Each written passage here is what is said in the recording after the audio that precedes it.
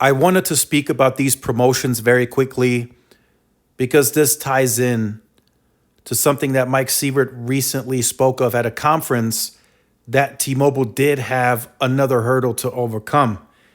And it may be a big one if depending on who you ask.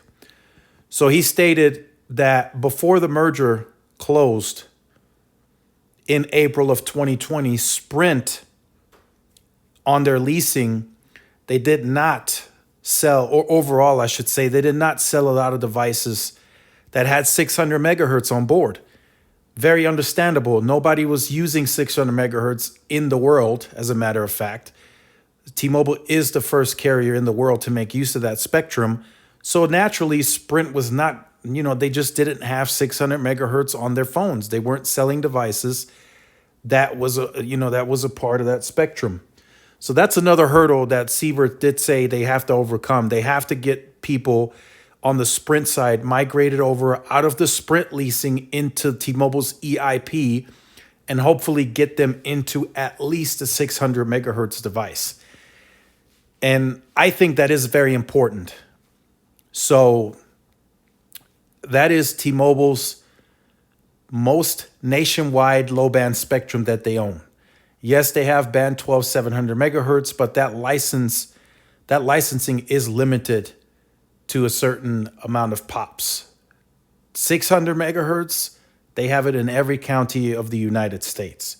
So it is very important that the Sprint base that does not have 600 megahertz on board get into a 600 megahertz device.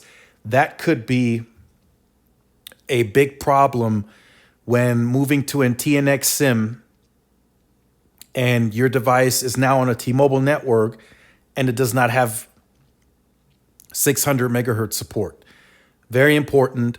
And that's another reason why I think a lot of Sprint customers that have moved to TNX are now experiencing these issues with the network because there's just not enough range in coverage when you're on mid-band only if you do not have a 600 megahertz device. So that's why I think these promotions are very important to try to get that Sprint base into newer devices if the Sprint base had already paid off their leasing. If they didn't, then of course T-Mobile will have to figure out a workaround. But I think this is just my opinion. I'm not telling anybody what to do. I'm just recommending.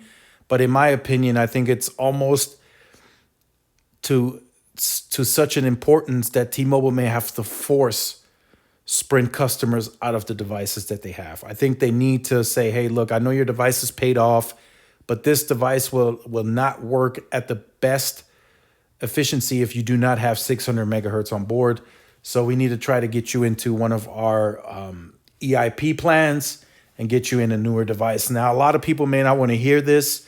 A lot of people may be fine with the device they got. I understand, I agree, but to have the best experience and to get that low band range in terms of, indoor penetration, you have to have a 600 megahertz device on T-Mobile. It is more important now than it's ever been, especially at the type of scale that 600 megahertz is at now.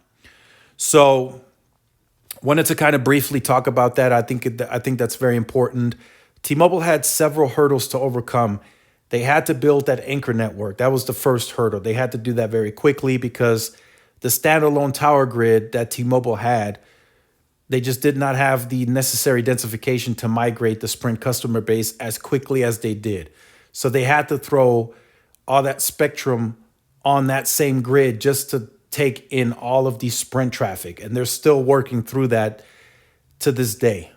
So that's why you may have already experienced a slowdown because, again, T-Mobile did not build this network based on additional densification to take in the Sprint customer, or migrate, I should say.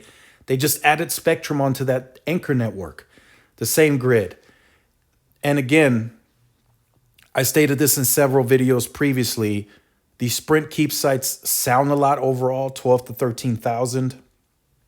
But if you break that down on a nationwide scale, every county, I mean, if you get let's say your market gets 6, 7 Sprint keep sites.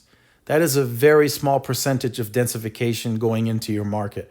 Your overall market is mostly reliant on that additional spectrum that's being fed in from the Sprint merger.